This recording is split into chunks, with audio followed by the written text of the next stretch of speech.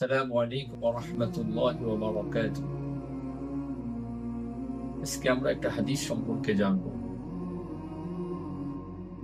عن ابن عباس رضي الله تعالى عنه قال قال رسول الله صلى الله عليه وسلم من لزم الاستغفار جعل الله له من كل ضيق مخرجا ومن كل هم فرجا ورزقه من حيث لا يحتسب كما قال عليه الصلاة والسلام।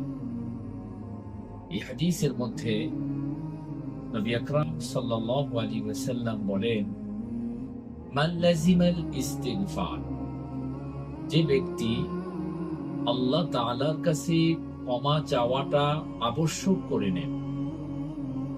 আল্লাহ রাসূল তার সম্পর্কে বলতেছেন, জাআলাল্লাহু লাহু মিন কুল্লি যিকিম মাখরাজা, আল্লাহ তাআলা তার সকল প্রকারের সংকীর্ণতা দূর করে সমাধানের রাস্তা বের করে দেন।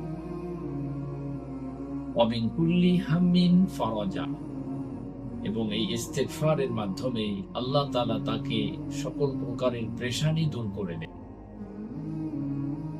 ওয়ারাযাকাহু মিন হাইসু লা ইয়াহতাসিব, এবং আল্লাহ তাআলা তার জন্য এমন রিজিকের ব্যবস্থা করে দেন যেটা তার কল্পনার বাইরে। এজন্য সম্মানিত সুধী মণ্ডলী, আসুন আমরা আল্লাহ তাআলার কাছে ক্ষমা চাওয়া শিখি, আল্লাহর কাছে ইস্তিগফার করা শিখি। প্রতিদিন আমরা আল্লাহ তাআলার কাছে বেশি থেকে বেশি ক্ষমা চাই। আমরা দৈনন্দিন জীবনে কত ধরনের গুনাহ করে ফেলি, ছোট গুনাহ, বড় গুনাহ, জাহিরি গুনাহ, বাতিনি গুনাহ, নতুন গুনাহ, পুরাতন গুনাহ, কোন গুনাহ কোথায় কিভাবে করি এগুলো আল্লাহ তাআলা সব জানেন। তাই আসুন আমরা প্রতিদিন আমরা বেশি থেকে বেশি আল্লাহ তাআলার কাছে ক্ষমা চাই।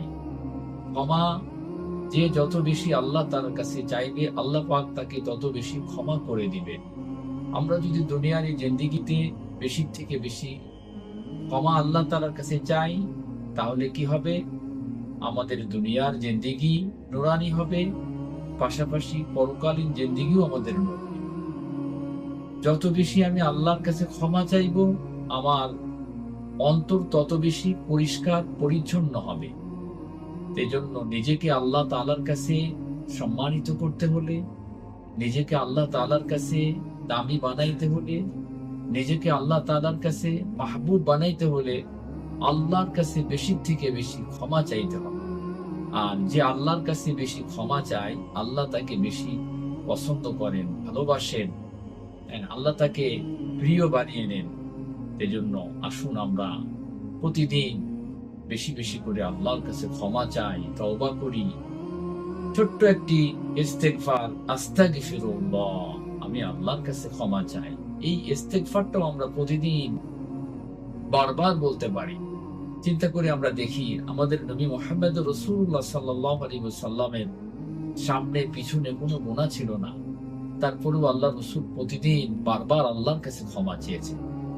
এজন্য আমরা আসুন বেশি থেকে বেশি ক্ষমা আল্লাহর কাছে চেয়ে নিজের জীবনকে সুন্দর বানাই, নিজের পরিবারকে সুন্দর করে গড়ে তোলার জন্য পরিবারে যারা আছে তাদেরকে ইস্তিগফার করার শিক্ষা দান করি, তাদেরকে শিখাই। তাহলে আমার আপনার জিন্দেগি সুন্দর হবে। আল্লাহ তাআলা আমার আপনার সকলকে সর্বক্ষেত্রে যেন আমরা আমাদের নিজেদের সকল প্রকারের গুনাহের কথা স্মরণ করে আল্লাহর কাছে যেন আমরা বেশি বেশি করে ইস্তিগফার করতে পারি, সেই তৌফিক আল্লাহ তাআলা আমাদেরকে দান